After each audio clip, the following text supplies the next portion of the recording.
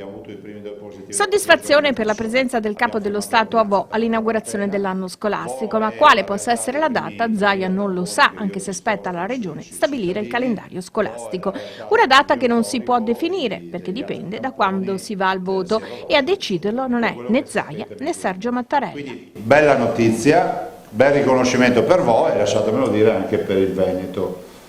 Che si aggiunge all'altra dichiarazione di qualche giorno fa del Presidente a favore dell'autonomia delle regioni, per cui penso che la direzione sia segnata. Vi ricordo che abbiamo finanziato, l'assessore Lanzarini ha portato la delibera, scusate, per il finanziamento di 90 ulteriori borse di studio per 9 milioni e 7.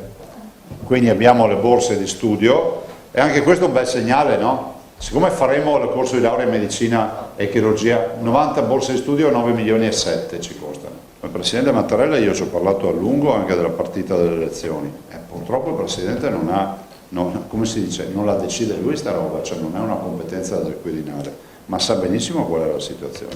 Linea diretta con il Quirinale, non altrettanto sembra con Palazzo Chigi, anche se i governatori hanno tutta l'intenzione di aprire i seggi comunque il 6 settembre.